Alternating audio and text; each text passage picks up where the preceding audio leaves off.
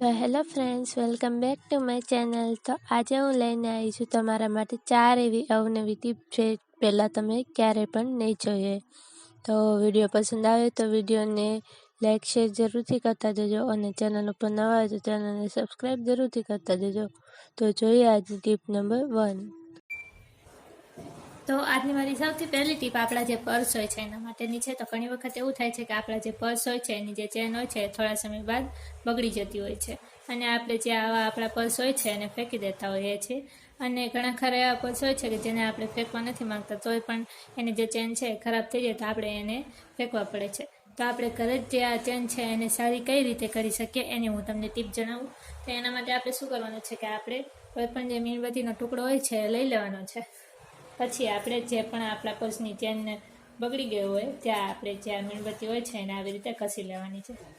આવી રીતે ઘસવાથી શું થશે કે તમારી જે ચેન છે એકદમ સોફ્ટ થઈ જશે, એકદમ સિલ્કી થઈ જશે અને તમારી જે ચેન છે ફરીથી સારી થઈ જશે.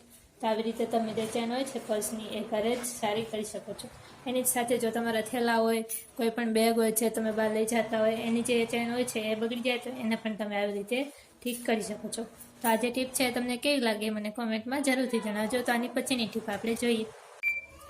તો મારી નેક્સ્ટ ટીપ આપણા ઘરના જે પણ કંઈ ગંદા દાંતિયા હોય છે એના માટેની છે. તો આ જે દાંતિયા હોય છે એની અંદર ખૂબ જ મેલ ભરાઈ જતો હોય છે અને આપણે એને સાફ કરીએ તો આપણો જે ટાઈમ છે એ પણ ખૂબ જાય છે અને એની સાથે આપણને હાથમાં ઘણી વખત દુખાવો પણ થવા લાગતો હોય છે. તો આ જે દાંતિયા છે એને ઇઝીલી હાથ લગાવ્યા વિના આપણે કઈ રીતે સાફ કરવા? તો એના માટે સૌથી પહેલાં તો આપણે કોઈ પણ જે મોટું વાસણ હોય છે મોટું વાસણ લેવાનું છે. એની અંદર આપણે જેટલા પણ દાંતિયા હોય છે બધા જ મૂકવાના છે. પછી આપણે એક તપેલીમાં થોડું ગરમ પાણી કરી લેવાનું છે અને આ જે ગરમ પાણી છે એને આપણે બધા જ દાંતિયાઓની ઉપર નાખી દેવાનું છે. અને પછી આપણે જે આ દાંતિયા હોય છે એની ઉપર જો તમે કપડાં ધોવાનો જે પાવડર હોય છે એ નાખવા ઈચ્છતા હોય તો નાખી શકો છો, અથવા તો આવી જ રીતે તમે ગરમ પાણી હોય છે એની અંદર તમે થોડી વાર જે દાંતિયા હોય છે એને ડુબાડીને રાખશો તો એનો બધો જ મેળ નીકળી જશે અને તમારા જે દાંતિયા છે એ એકદમ સાફ થઈ જશે અને કોઈ પણ જાતની સાફ કરવાની ઝંઝટ પણ નહીં રહે અને હાથ લગાવ્યા વિના તમે જે આ દાંતિયા છે એને એકદમ ઇઝીલી સાફ કરી શકો છો. તો આ જે ટીપ છે તમને કેવી લાગી મને કોમેન્ટમાં જરૂરથી જણાવજો. તો આની પછીની ટીપ આપણે જોઈ લઈએ.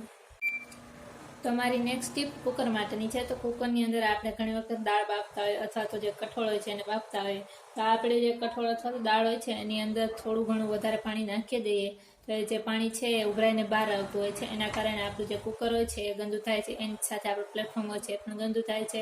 આપણો જે ગેસ હોય છે એ પણ ગંદો થાય છે.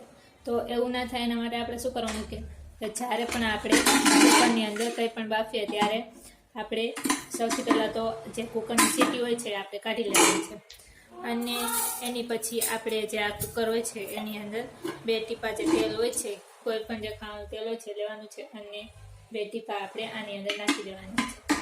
એની જ સાથે આપણે જે કુકરની સીટી હોય છે એની અંદર પણ 2 ટીપા તેલના નાખી દેવાના છે.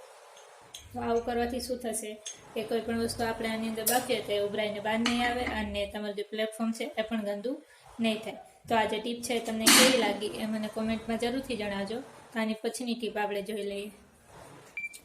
તો છેલ્લી ટીપ મારી જે સાબુ હોય છે એના માટેની છે. તો સૌથી પહેલાં આપણે શું કરવાનું છે કે સાબુની અંદર આપણે કોઈ પણ વસ્તુની મદદથી આવી રીતે હોલ પાડી લેવાનો છે.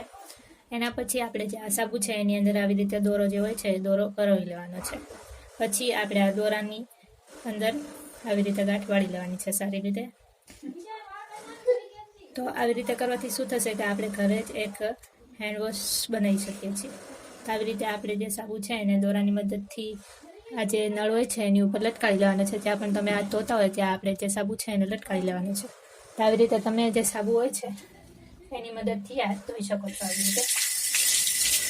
અને આવી રીતે સાબુ જે હોય છે એને લટકાવવાથી શું થશે કે તમારો જે સાબુ છે એ લાંબો સમય સુધી ચાલશે અને એ વધારે ઓગળશે પણ નહીં. આવી રીતે તમે ઇઝીલી તમારા જે હાથ હોય છે એને ધોઈ શકો છો.